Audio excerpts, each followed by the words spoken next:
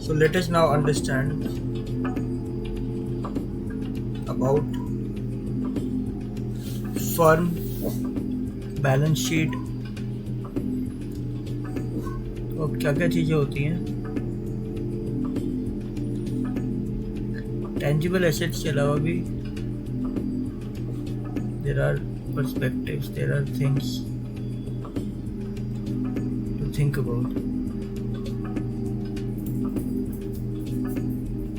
Complex relationship क्या है?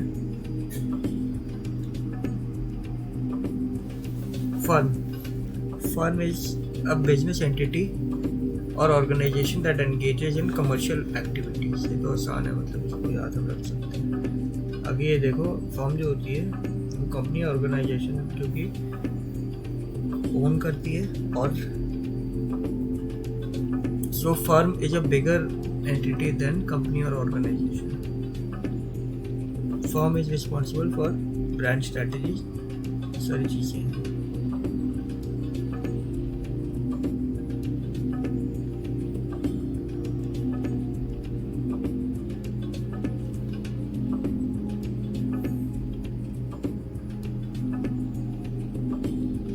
Firm अपने आप में ही बिजनेस एंटिटी या ऑर्गेनाइजेशन है। ठीक है, अगली चीज़ है बैलेंस शीट। बैलेंस शीट में कंपनी की फाइनेंशियल सिचुएशन आती है, क्या क्या उसके प्रॉफिट्स हैं, क्या क्या गेन्स हैं, क्या क्या लाइबिलिटीज़ हैं, क्या क्या लॉस हैं। Traditional view of assets on balance sheet. पहले क्या हम मानते थे, खाली टेंजिबल आइटम्स आएंगे, बिल्डिंग्स, मशीनरी, ये सब और कैश। लेकिन लेटली इनटेंजिबल एसेट्स को भी बैलेंस शीट में दिखाने लगे।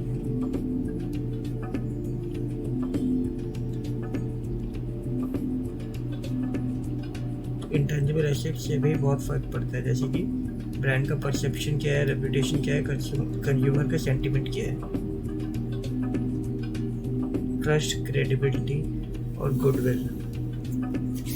ये सारी इंटेंजिबल चीज़ों से भी फर्क पड़ता है।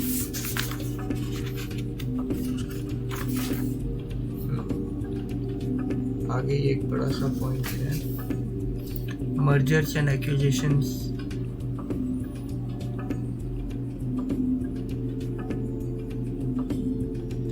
ब्रांड का मतलब है परसेप्शन, रिकग्निशन, इमोशनल कनेक्शन, जो भी होता है उन सब चीज़ों के साथ। फॉर एग्जांपल लास्ट में दे रखा है व्हाट्सएप, तो ये पूरा मर्जर और एक्विजिशन की बात कर रखी है। इसको डिटेल में हम ना जाएं तो बेटर होगा। जैसे व्हाट्सएप का बता रहा है, ये WhatsApp voice taken over by Facebook. उसकी कुछ एग्जांपल्स बता रहे हैं, let's not deep into that. Coca cola brands as assets. Coca cola जो है, इसने अपने एक ब्रांड को एसेट की तरह रिप्रेजेंट कर दिया, गूगल ने कर दिया है। Measuring and valuing brand assets. Measure और वैल्यू कैसे होते हैं, ये मार्केट बेस्ड अप्रोचेज हैं। मार्केट कैपिटलाइजेशन, स्टॉक प्राइजेस, या फिर जो कंपेरेबल ट्रांजैक्शन हो रहे हैं। दूसरा है इनकम बेस्ड अप्रोचेस। तो इसमें ये है कि फ्यूचर इनकम क्या जनरेट होती है। आगे है कॉस्ट बेस्ड, जबकि बताती है कॉस्ट इनकर क्या हुई है। Brand equity, there is consumer surveys and market research. तो इसको डिटेल में अगर हम देखें, it speaks about different approaches. एक है मार्केट बेस्ड। मार्केट बेस्ड में ये होगा कि स्टॉक प्राइसेस क्या हैं, क्या क्या कंपेरेबल ट्रांजैक्शन हो रहे हैं। इनकम बेस्ड में ये होगा कि फ्यूचर इनकम क्या जनरेट हो रही है। Market based, income based, cost based है। ब्रांड इक्विटी बेस्ड है कि क्या क्या इसकी ब्रांड इमेज क्या है, परसीव परसीव्ड क्वालिटी क्या है, ब्रांड अवेयरनेस क्या है, and then consumer surveys and market research, इससे भी पता लगेगा।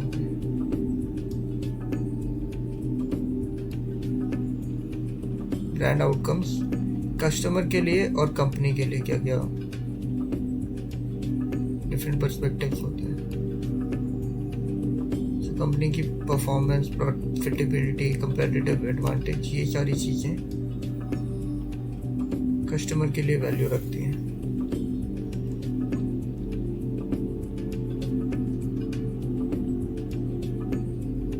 ब्रांड कस्टमर के लिए perception and brand, perception and image. For example Tanishq की क्या इमेज है, क्या परसेप्शन है। ब्रांड लॉयल्टी एंड ट्रस्ट की ब्रांड को कितना एडवोकेट करते हैं, वो कितना रिपीट परचेजेस करते हैं। आगे है इमोशनल कनेक्शन। अब डेयरी मिल्क ने एक इमोशनल कनेक्शन इस्टेब्लिश किया है ब्रांड के साथ, कस्टमर के साथ। एंगेजमेंट हो रही है, अटैचमेंट है, इमोशनल ब्रांडिंग भी होती है। ब्रांड आउटकम्स क्या होते हैं?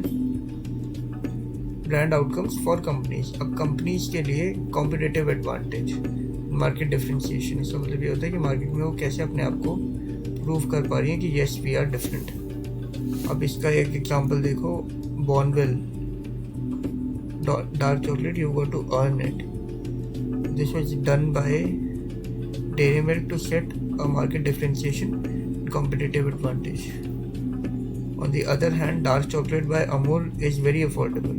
It's 110 rupees, almost half the price of dairy milk.